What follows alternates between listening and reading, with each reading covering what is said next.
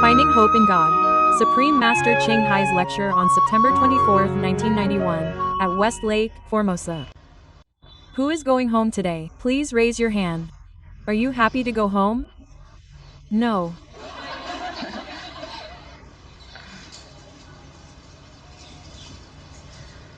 But we can't always be together. That's the problem. Even if you were with me, I would still leave. I was born under a lonely star. I can't stay with anyone for too long. Even from a young age, I had to leave my family, not by my choice, but by destiny. From the age of 3 or 4, I was separated from my family. I would return and then leave again, but I could never stay for long.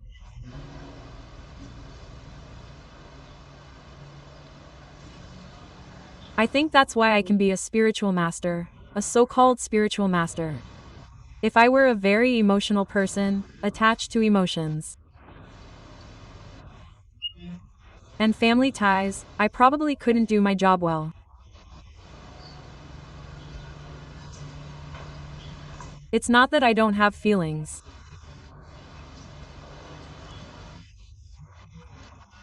Or don't know what family or friendship love is. I do, but I can't cling to it.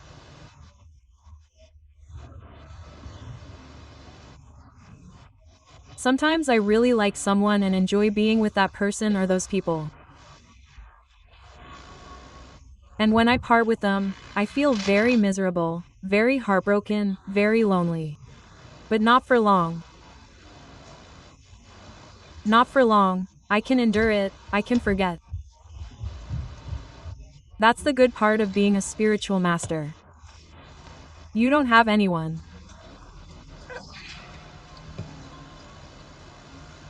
So this is good. You can come and go as you please. You also have your family and you also have me. This way you don't lose anything. You gain another person in your circle of love. You go home and take care of your family and friends and think of them as God's relatives, God's children. You take care of them.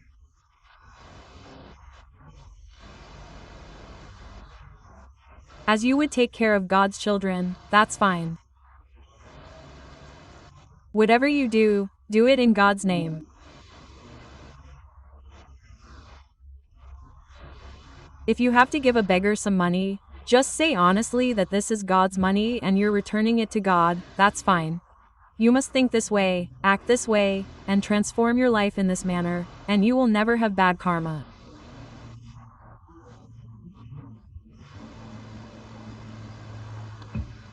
You will not be bound by negative karma. Even darkness is useful. Even darkness is sometimes useful. Therefore, everything is created with a purpose. Even some things we think are very bad.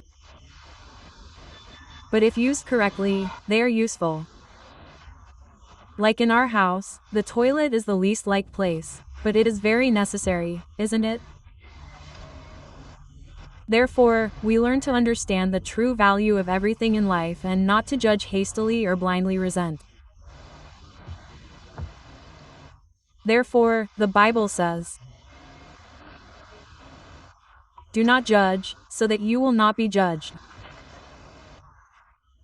What we ridicule today, we ourselves will be ridiculed tomorrow.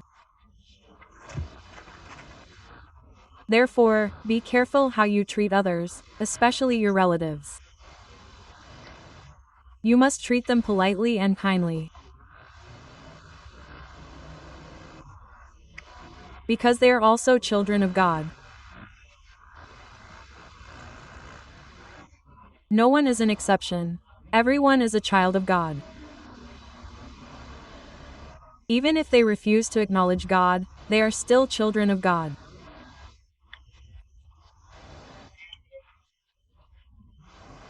They are just like disobedient children, mischievous children who say they don't want to acknowledge their parents.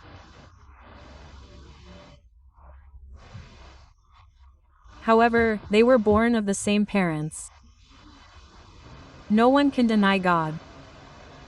In the past, there was an atheist, meaning someone who didn't believe in God, who always denied God. He said, "I have never seen God, I have never known God. God has never helped me, not even God." Quote. So even when he was very poor or sick, he never prayed to God. He said it was useless, there is no God. I have never seen God. So when he was near death, he was very sick and poor, and no one came near him because he was an atheist and no one liked him, and he had a not very good character. So he was dying from illness, without money and in poverty. Even so,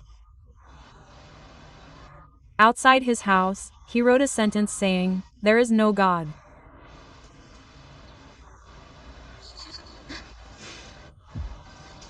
Meaning, God cannot be found anywhere. So he said, "There is no God." Then he lay there waiting for death to come to him. At that time, there was a boy in the neighborhood who was very compassionate and very devout towards God. The boy came and brought him some Indian flatbread and fed him. Therefore, he was very moved and revived. Then he asked the boy, "What made you bring food to me, when no one else brought me anything?" Quote. And the boy said, "God told me."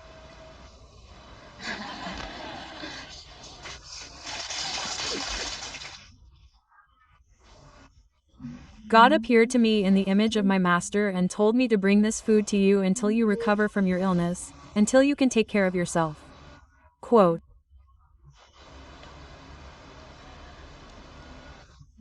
He said, "But I have never acknowledged God, I have never recognized him. How can he take care of me?" Quote. The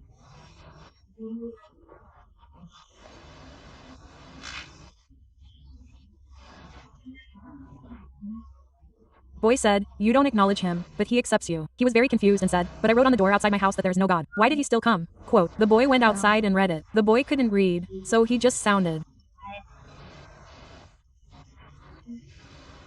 out the letters.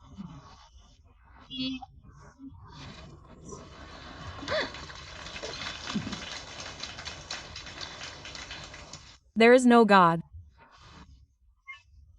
He went back in and recounted, "I read outside that it says, there is God here." You see, because God is omnipresent, we cannot escape him. Therefore, we can only remember and surrender our will to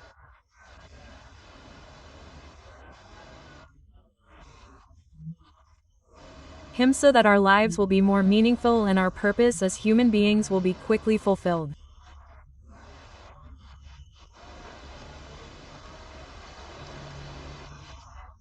If there is something there and we keep denying it, it's just a waste of time and effort.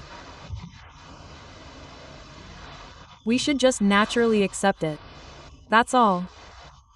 That's better for us and better for God.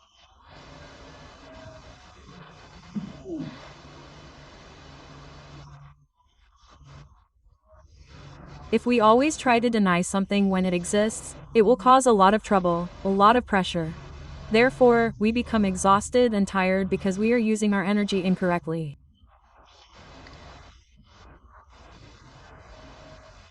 Do you know the story of Tolstoy?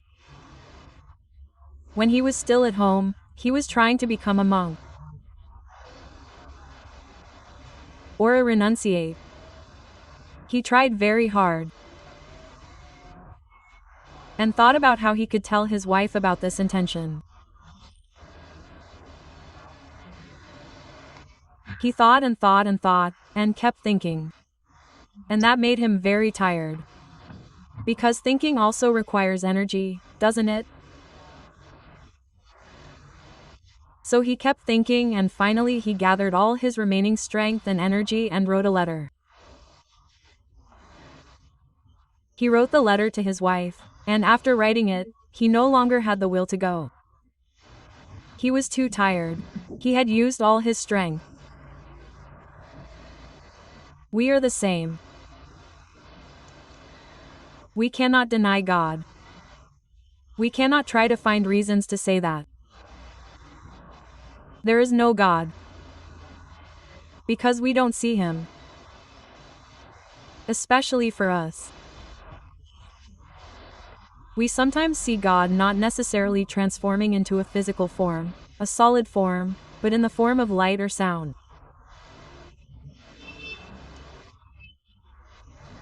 And if he were to incarnate, he would choose the human form to transmit his power, grace, and love.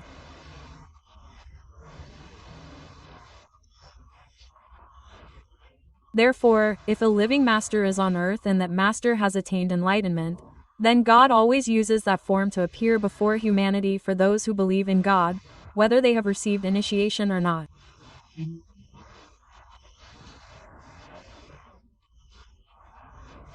Whether they have met the master or not, whether they know the image and teachings of the master or not.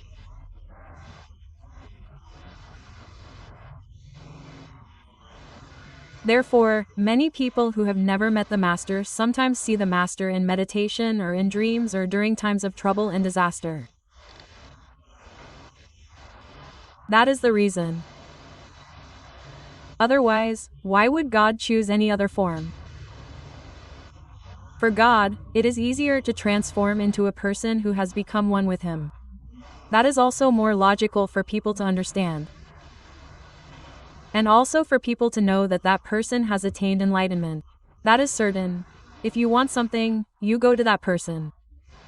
Therefore, God transforms into that form to confirm his presence to people. Who has attained enlightenment of God? Who is the living master on earth? That is the sole purpose.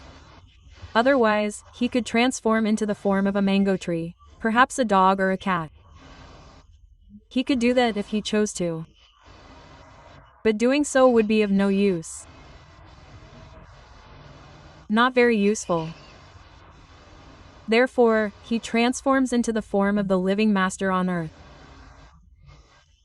Therefore, whenever there is a living master on earth, we say that is God, the physical body created by God, the physical body of the Word made flesh, living among us. And that is God, the living, moving God. We come to him to ask for our wishes and desires to be fulfilled. So even if we don't see the form of God, he appears before us. But those who practice the QuanYin method should know that God is light, God is sound, God is daily grace, love, and protection. We always feel his presence around us, especially in times of trouble. So there's no need to waste energy and time denying that there is no God.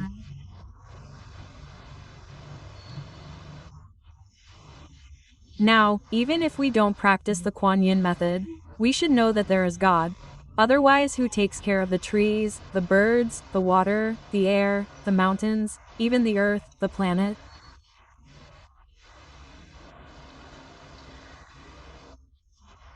Who created them and who makes them continue to exist in this way, in a very convenient way for us to use?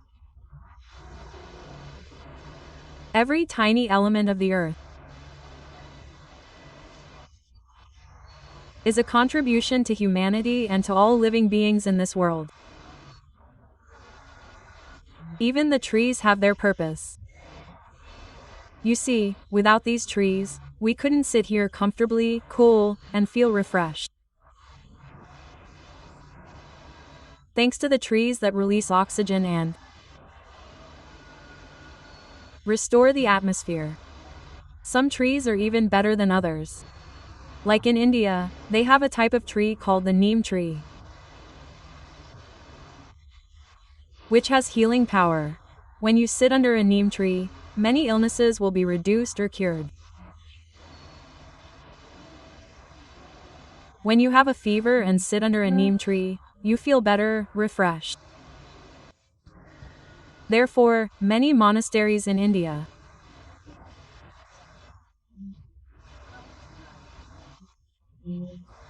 Meditation centers in India are surrounded by neem trees, and many so-called sages and saints of India reside under neem trees or sit under neem trees to work or converse with disciples, or simply to meditate or rest.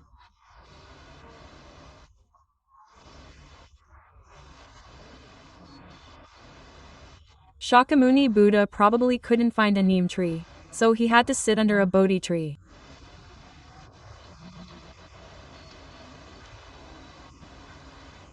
Perhaps at that time he didn't know about the neem tree, no one told him. I was in India for a long time, almost a year, before I knew the qualities of the neem tree. I didn't know immediately. If a teacher hadn't told me, I wouldn't have known. But in India, many people know about the neem tree, most people know. They call it neem. The word neem means great. The letter J that follows is only added for holy people and great figures, and they add it to trees and add it to rivers. There is the great Ganges river, the great neem tree, sometimes the great stone, the great bird.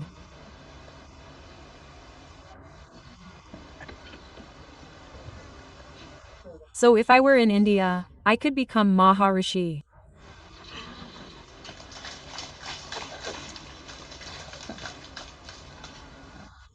When I was in India wearing saffron-colored robes, they called me Maharishi, and in some other places they called me Babaji.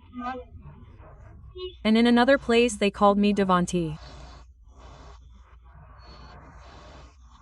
Devich means goddess, otherwise they called me Paramji. So when people asked me my name, I put it all together. Because I didn't know all the meanings. Everyone called me differently. So I said my name is Maharishi Babaji Paramhansa Devadatta. Something, Guru something. What else? Are there any other names? Countless letters.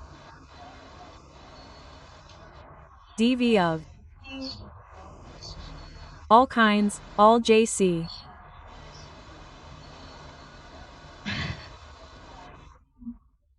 So in this world, everything has its place and purpose.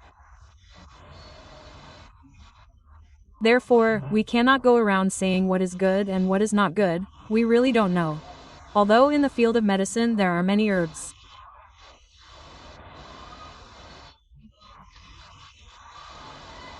that are very famous and widely used in some countries, while completely unknown in others.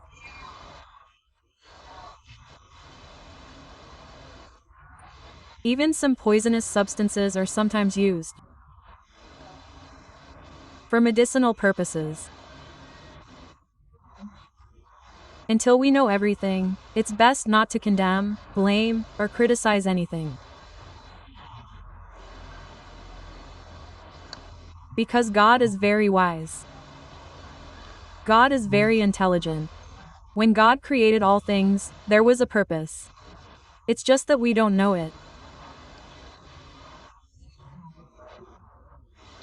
Therefore, many people see this world as suffering and temptation, but others see this world as a school, a good school for training. It depends on our attitude. If we are very wise and practice our spiritual path well, then we feel that this world is good.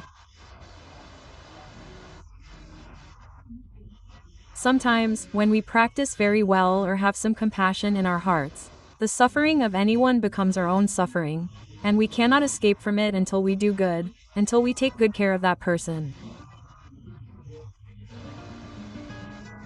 Especially when that person has some kind of relationship with us, to some degree, either through their relatives, or through our disciples, or through fellow practitioners, we become more sensitive to their suffering.